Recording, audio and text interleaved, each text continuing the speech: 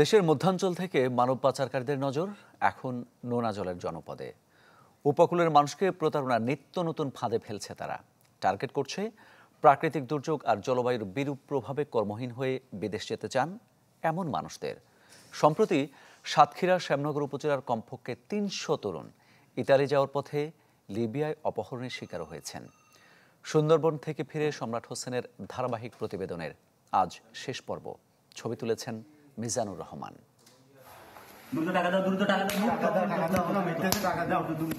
দালালের খপ্পরে পড়ে লিবিয়ার বেনগাজিতে অপহৃত এই বাংলাদেশিদের নির্যাতন করা হচ্ছে টাকার জন্য, যাদের অনেকের বাড়ি সাতক্ষীরার শ্যামনগর উপজেলায়।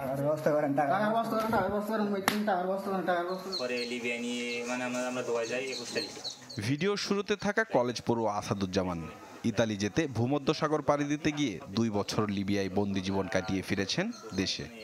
এটা বাউন্ডারি এরিয়া করা, অনেক বড় পাঁচিল, সাইডে 2টো পিস্তল নিয়ে দাঁড়িয়ে আছে গেটে চৌকিদার, যারা থাকে আপাতত লিবিয়ানরা, ওদের এদের নেতৃত্বে ওরা থাকে, পিস্তল নিয়ে 2টো পিস্তল নিয়ে থাকে, আবল তাবল করলে ভয়ভীত দেখায়, মারধর করে। ওখানে আরো লোক রয়েছে, সবার গা হাত পা ঘা। ওখানে আপাতত 6 মাস করে ওরা থাকে, একজন লোক, চুলগুলো অনেক লম্বা, দাড়ি মোচ কোনো কিছুই কাটা নেই। আসাদুজ্জামান ভাগ্যগুণে মুক্তি পেলেও ভ্যান চালক আদম হোসেনের ভাই রফিকের ভবিষ্যৎ অনিশ্চিত। সহায় সম্বল যা ছিল সব বিক্রি করে 14 লাখ টাকা দিয়েছেন ভাইয়ের জন্য। কান্নাকাটি করতেছে, ভাই আমার একটু বাঁচা, আমার হাত দুগুণ ধরে আমার জীবনটা ভিক্ষা দে, নাই আমার তোরা যদি কোনো নাপাত করিস তাহলে আমার জ্বালালি খতম দে, আমি মরে যাওয়া নাই, বাঁচবো না, এরকম কথা। মারলেও আমাকে দেওয়ার শখ করেনি, বাঁচলু আর আল্লাহ নসিবি ঝালিকে, তাই ছাড়া আর কোনো পথ নেই। যদি আল্লাহ যদি হেফাজত করে আর মানুষ যদি সুয়ারাশি করে, এই ছাড়ার পথ নেই। Double million offer Walton fridge কিনে পেতে পারেন 20 লক্ষ টাকা, রয়েছে কোটি কোটি টাকার নিশ্চিত উপহার।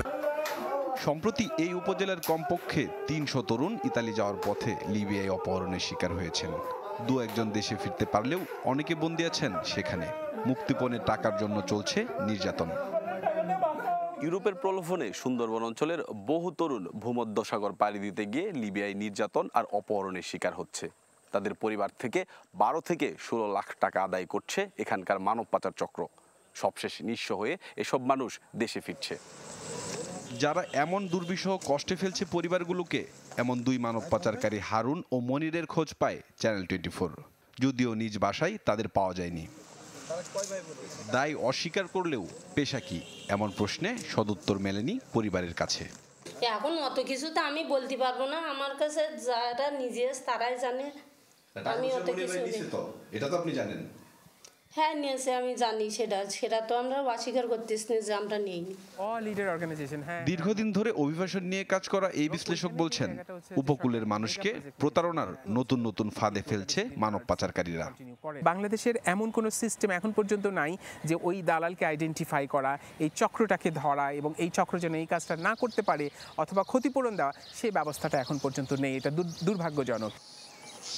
প্রাকৃতিক দুর্যোগ আর জলবায়ুর পরিবর্তনে কর্মহীন হয়ে বিদেশ যেতে চান এমন মানুষদের টার্গেট করে মানব পাচারকারীরা। দেশের মধ্যাঞ্চল থেকে তাদের নজর এখন পড়েছে নোনা জলের এই জনপদে। সম্রাট হোসেন, চ্যানেল 24, শ্যামনগর, সাতক্ষীরা।